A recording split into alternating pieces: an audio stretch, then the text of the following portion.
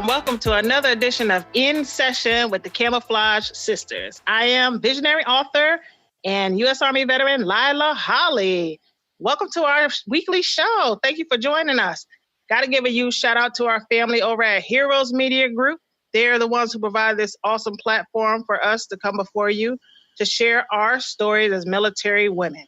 Go over to heroesmediagroup.com and check out all the shows over there. There's something to fit any and everyone's taste. They cater to the heroes population. That's us military, police officers, firefighters, and first responders. Again, that's heroesmediagroup.com. Well, I'm super excited because in 2018, we are introducing some new segments to our show in session with the Camouflaged Sisters. But before I even go into that, if this is your first time running across our podcast, you're probably wondering, who are these Camouflaged Sisters? Well, we are sharing, revealing, and healing. We're sharing our stories as military women. We have incredible stories to share, and we do that across multiple platforms. We have books, Camouflage Sisters book series, our radio show that you ran across, In Session with the Camouflage Sisters. We have an online magazine, Forward March, and we have a growing, wonderful community online. Check out our website at camouflagesisters.com. We are revealing. We're revealing our truths. Our stories are layered. There's the good, the not so good, and the downright ugly. We tell you all parts of our stories, so we believe who better to tell the story than those of us who lived it.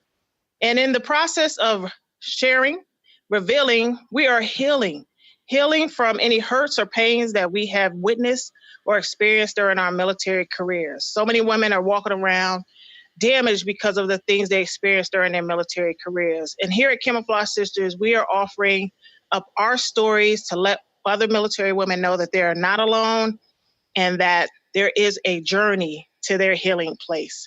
So we are sharing, revealing, and healing our stories as military women.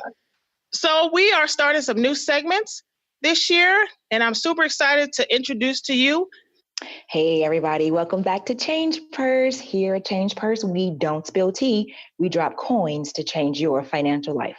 I'm your host, Brandy Baxter, Air Force veteran, military spouse, and the owner of Living Abundantly, a financial education company.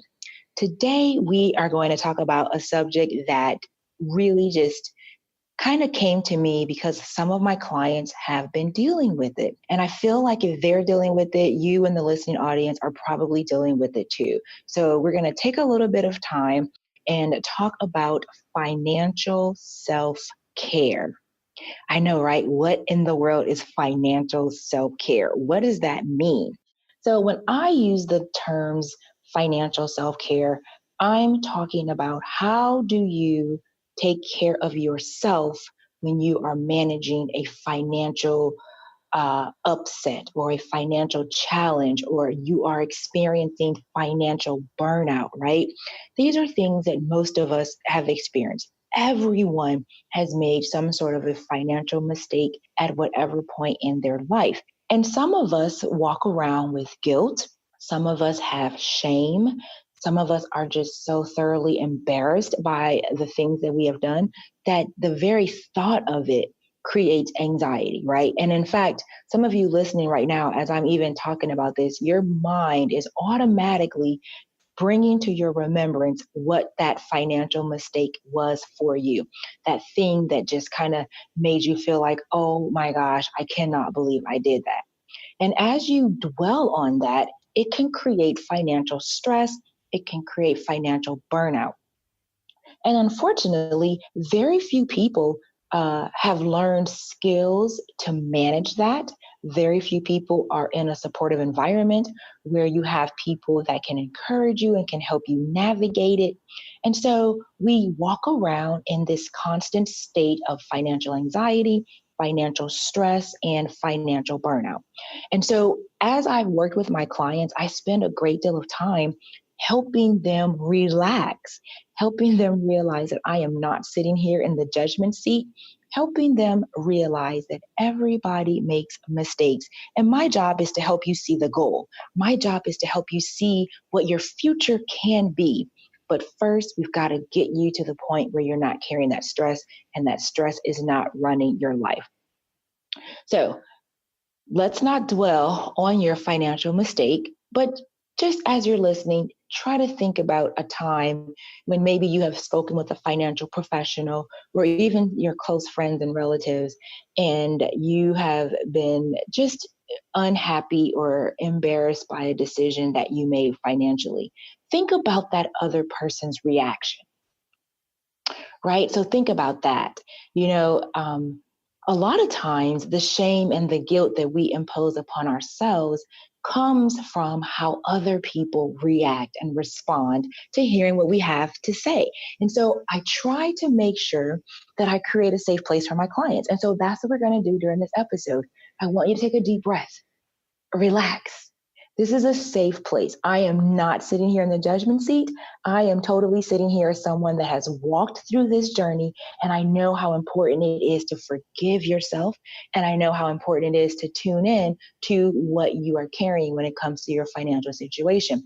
So, this episode is really going to be about you taking care of you, which is why we're calling it the financial self-care episode.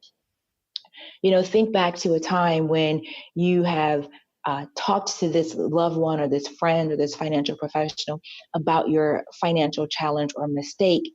Their reaction caused you to have a deeper reaction, right?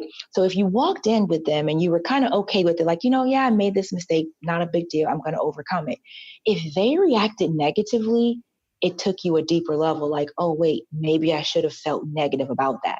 Or if you already went in and you were feeling a little shame or embarrassment, and then they also reacted negatively, it took you even deeper in those feelings of shame and embarrassment. And so that now becomes a pattern for you. And that every time you make a financial mistake, every time you have a financial challenge, you're carrying the weight of that shame and that guilt and that embarrassment. And so then when you come upon someone like myself, who is in a no shame zone, a judgment free zone, you're expecting me to judge you. You're expecting me to feel some kind of a negative way towards you. You're expecting me to make this challenge even more difficult for you. And so that's why I love what I do, right? I get to create a safe place for clients to come in who have maybe experienced some financial hurt, some financial burnout, or some challenges. And I'm able to create an opportunity for you to talk about it, move beyond it, and then actually get to living your best life, giving yourself an opportunity to do those things that make your heart happy. So I want to share a little poem, kind of a quote with you all that I saw online when I was doing some research on this financial self-care, because I realized, you know what, all my clients have this. So clearly there's a way, someone has done some research, someone has some tools to help my clients and myself help my clients navigate this journey of financial stress and financial burnout. So this little quote that I found by Hugh MacLeod, it simply says this: "My flame has gone out, my fuel has been spent. I forgot how to love. I can't pay the rent." And I thought that was just a really interesting way to kind of summate and summarize what it feels like when you are experiencing financial stress and financial burnout. Some other signs of like financial stress and burnout is if you're arguing with your spouse or your loved ones over money. That can get very tiresome, and it can also lead to financial stress and burnout. If you're afraid of simply making a financial decision because you're afraid that it's going to be a bad decision, you don't trust yourself to make good financial decisions, you are experiencing financial stress. If you find yourself month after month not knowing how you're going to pay your bills, and you feel like you're kind of on a shaky ground, you are probably experiencing financial stress. Or a category that has become very popular in the financial community is the working poor. If you're going to work every day and living paycheck to paycheck, and you are still not in a solid position where your finances are comfortable, you're categorized as working poor. You are experiencing financial stress. And I say these examples because I want people to realize financial stress does not look like you pulling your hair out. Financial stress does not necessarily mean that you are poor. Financial stress does not even mean that you are jobless. But financial stress is so very common and yet so under discussed, not talked about, that we begin to think that it's a normal state of existence. We begin to think that, okay, everybody else is doing this. This must be normal. And I'm here to tell you that's not normal. We should not be walking around in a constant state of stress, especially financial stress, because finances, money in particular, it's a tool that we use to live the life that we want to use. So you don't go to, let's think, what kind of tools do we use? First thing comes to my mind is a hammer. A hammer should not cause me stress unless I accidentally hit my finger, right? Or if you're a hairdresser, a curling iron or a hair dryer should not cause you stress unless you're using it inappropriately. But once you use a tool correctly, it is designed to actually enhance your life, not to stress your life. So if you find yourself experiencing stress from money, then you're not using that tool correctly. And so we want to talk today, how can you manage the stress that you're experiencing? But more importantly, how can you practice self-care in your financial situations? So, what in the heck is financial self care?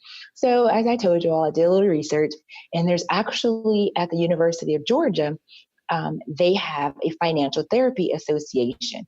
And I'm sorry, at the University of Georgia, they have financial therapy, and there's also a National Financial Therapy Association. And from them, a young lady by the name of Megan Ford, she gave this quote. It says, financial self-care is both about behaving with and experiencing money in a more optimal and fulfilling way.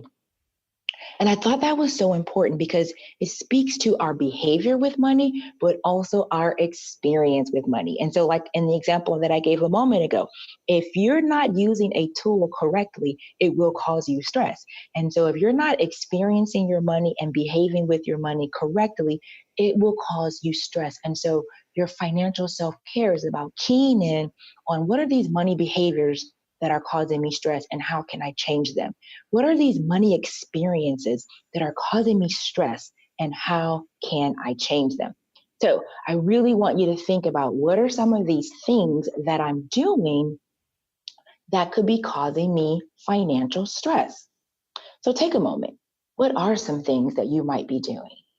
I know working with some of my clients, a common theme is we are caught up in this consumer mentality where we are buying everything, even if we don't necessarily need it.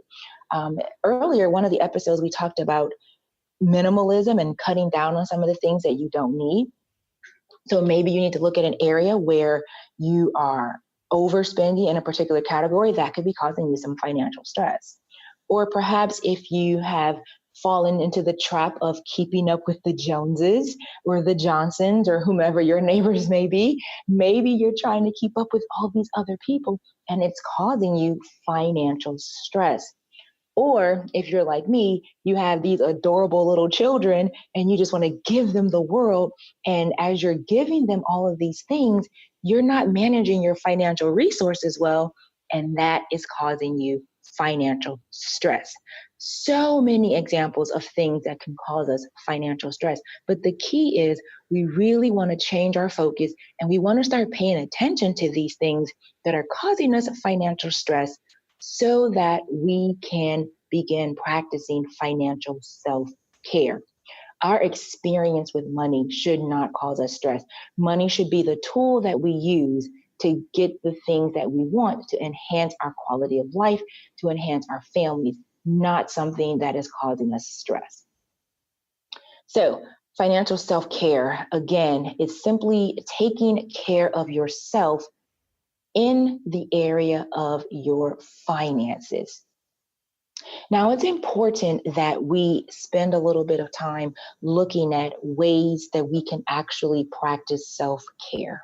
And of course, when you hear those words, self-care, the first thing that should come to your mind is self. meaning that this is all about you, right? No one can do this for you. No one can do this to you. You have to make yourself the focus. And that's actually kind of a challenge I've discovered, despite the fact that so many things in our society make us believe that it's all about us.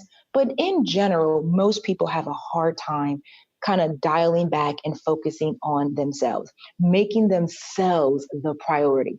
So as you're going on this journey of financial self-care, you must realize you're going to have to make you the priority. Now, the other thing to keep in mind with financial self-care is you're going to have to get comfortable saying no. I know, so challenging. As I mentioned, the example of my adorable daughters, it's hard for me to say no to them, but I have to practice that if I want to be in a position where I'm not experiencing financial stress.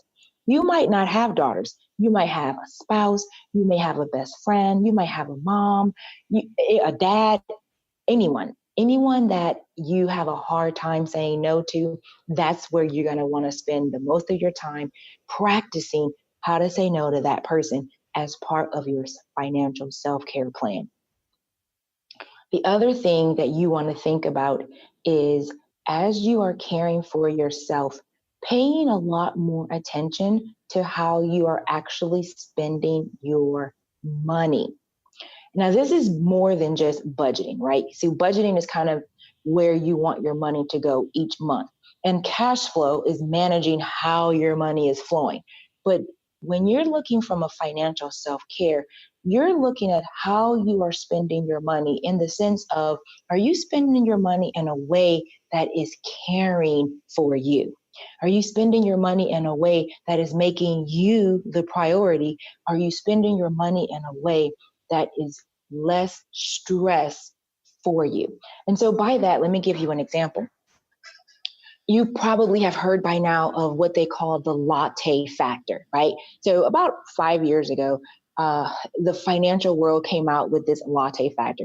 If we convince everyone to stop buying coffee at these fancy coffee houses, they could save all this money, right? And so there were all these numbers of $5 per coffee per day, per week, per month, how much you could actually save in a year.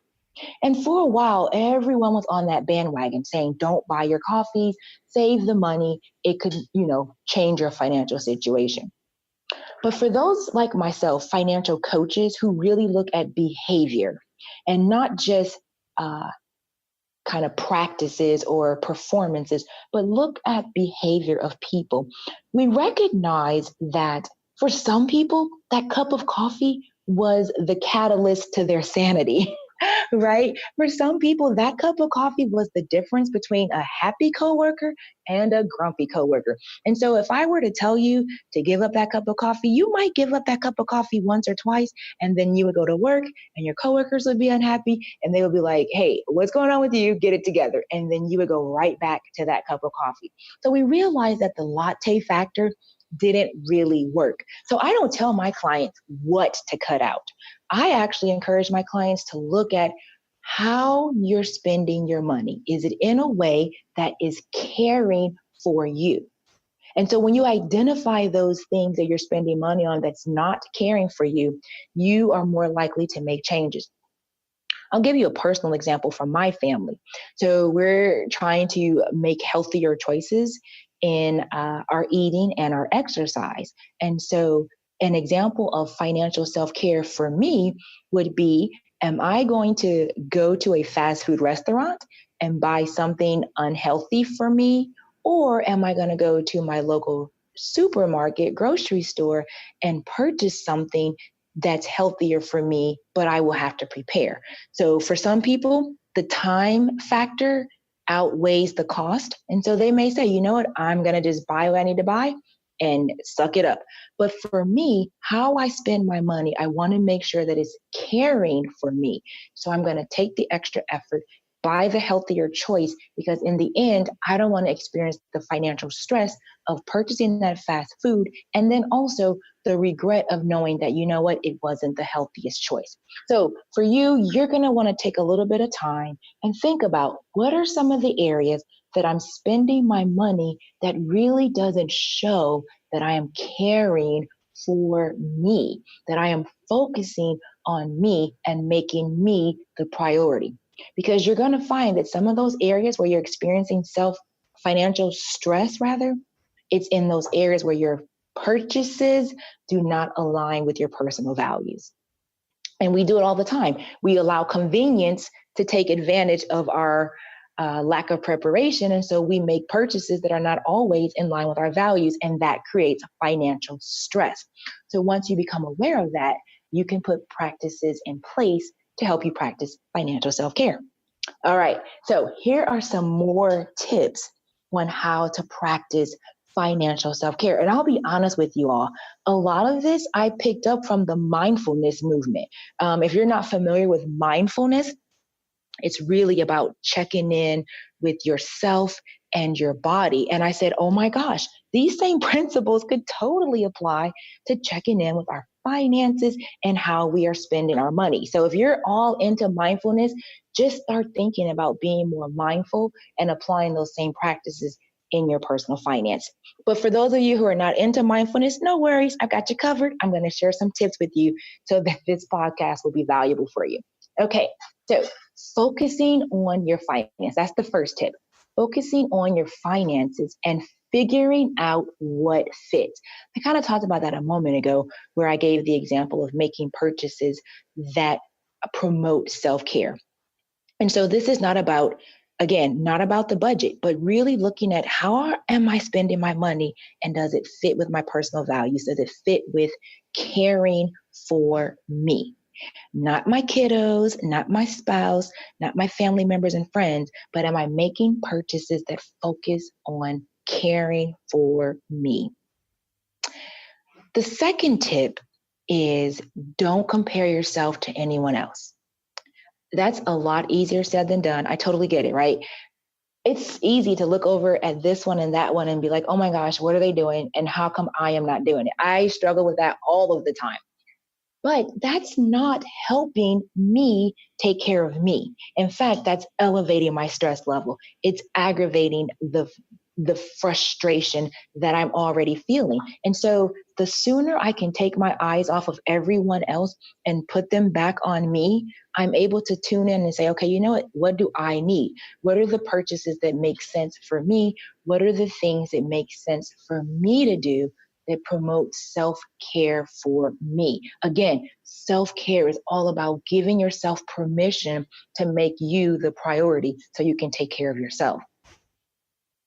Okay, the third tip, forgive yourself for your previous poor choices. This is the area that I spend a lot of time with my clients, where I find that they have shared with me that they get the most value is because they come to the coaching session, especially the first session, and they expect me to be like, okay, you did this wrong and you did that wrong and da da da da da. And I just listen, right? Because you don't need me to condemn you. I can hear it in your voice. You're condemning yourself. I'll share something with you all. I can tell right now, some of you listening to this podcast, you're judging yourself for your previous poor choices. Stop it. Stop it right now. You do not need to judge yourself. Forgive yourself. If you want to practice financial self-care, start by forgiving yourself. You can't change those things that have happened. Don't let them be a weight for you in your present, right? So stop looking backwards and looking at the shoulda, coulda, wouldas and allowing that to interrupt your present, and then you have no energy for your future. Instead, look at your present, focus on yourself, forgive yourself for what happened in your yesterdays, and look to a brighter tomorrow where you have information, you have resources, you can make different choices and different decisions. All righty. So the fourth tip for practicing financial self-care is self-reflection. Now, this might sound counterintuitive to the previous point where I talk about forgiving yourself for your poor choices, but actually self-reflection is kind of looking in the mirror and looking at yourself and saying, you know what, who am I? Because sometimes we make financial decisions, not necessarily based on our circumstances, but because we are trying to prove something to someone else. I know you're listening and you're thinking, oh my God, how does she know? I know because I've done it, right? I've been guilty of that. I remember when I first left home, my mom didn't think I was going to be, responsible in college. You all know that. And so she was so worried about me being able to manage my money. And I would do some things to prove to her that I could do this. Then later on, hanging out with my girlfriends or whatever, I would do things to prove to them that I was this financially savvy person, even though I wasn't.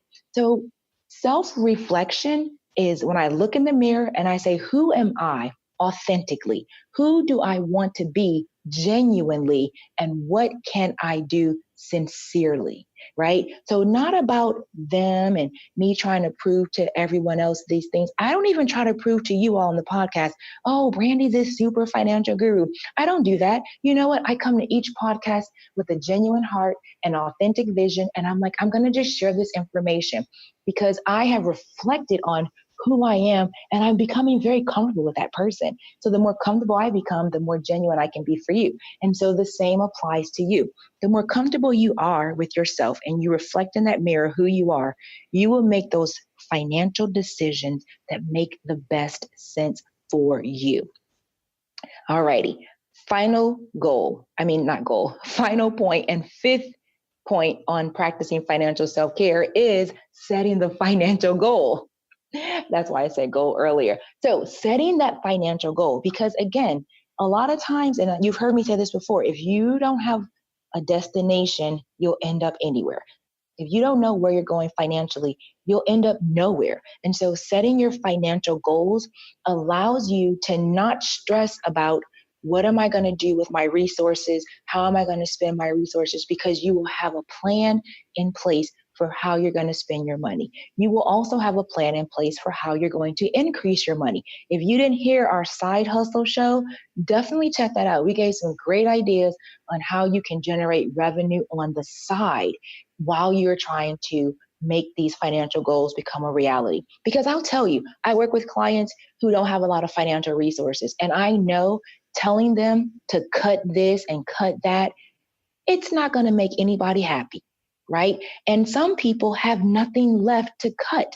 Some people have cut everything and they're still not where they want to be financially. They still don't have what they need to accomplish their goals. So easier than cutting is adding. It's always easier to add. So when you set financial goals, don't start with cutting things out. Start with what can you do to add financial resources that will alleviate so much financial stress. Cutting things, yeah, that will add to your financial stress. Adding income, that will help alleviate financial stress because you'll have more money and you will have more cash flow. Alrighty, so those are the main tips and valuable points for practicing financial self-care. Now, let me give you some very practical things to think about, right? So that what we just talked about were the 5 tips for practicing financial self-care, kind of why it's important that you develop a habit of financial self-care.